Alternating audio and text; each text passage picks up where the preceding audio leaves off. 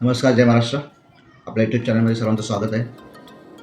एक आताच आपल्या महाराष्ट्राच्या राज्याच्या सत्तेमधले नेते, एक जळगावचे पालकमंत्री, शिवसेनेचे आमदार शिंदे गट गुलाबराव पाटील यांनी नुकतंच एका कार्यक्रमामध्ये एक विधान केलेलं आहे. ते म्हणजे मराठी तरुणांमध्ये काम करण्याची मानसिकता नाही.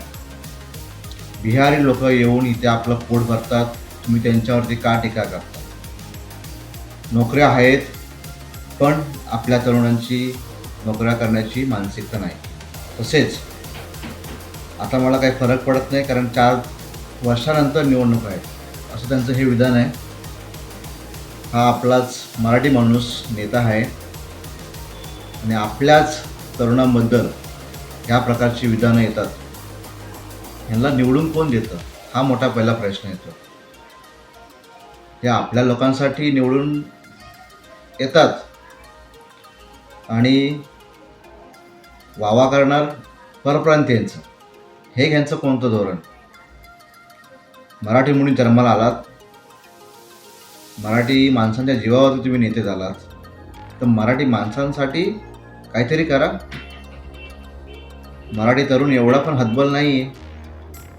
तुम्ही जे सांगताय, आज असंख्य शिक्षित तरुण, मराठी तरुण बेरोजगार आहेत. गावाखेड्यामध्ये शिकून, शहरामध्ये शिकून आज असंख्य तरुण बेरोजगार आहेत.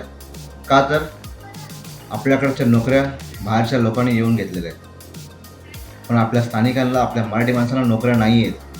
हे जे तुम्ही जे बोलताय ना, हे तुम्ही तुमच्या आसपासच्या 2-3 घरापुरतं असेल, पण अख्ख्या महाराष्ट्रासाठी हे विधान लागू नाही होत.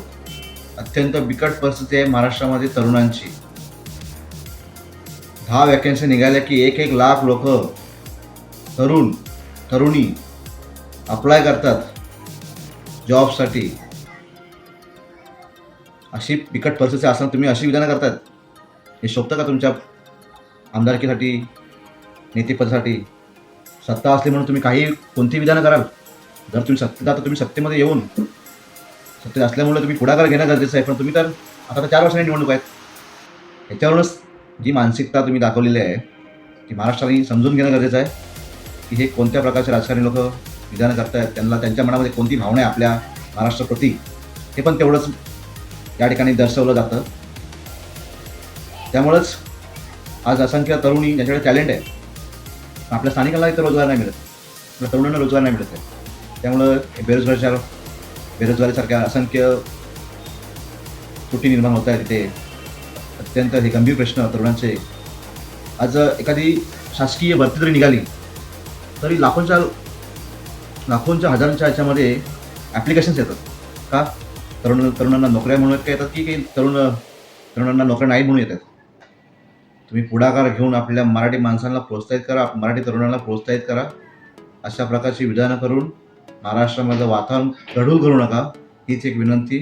आणि तरुणांनी हे आपण लक्षात ठेवणं गरजेचं आहे. महाराष्ट्र हा कधीच कमकुवत नव्हता. हा शिवरायांचा महाराष्ट्र आहे. हे सगळे शिवरायांचे मावळे आहेत, शिवरायांच्या विचारांचे मावळे आहेत. ही तरुण पिढी कुठेच हतबल नाही आहे.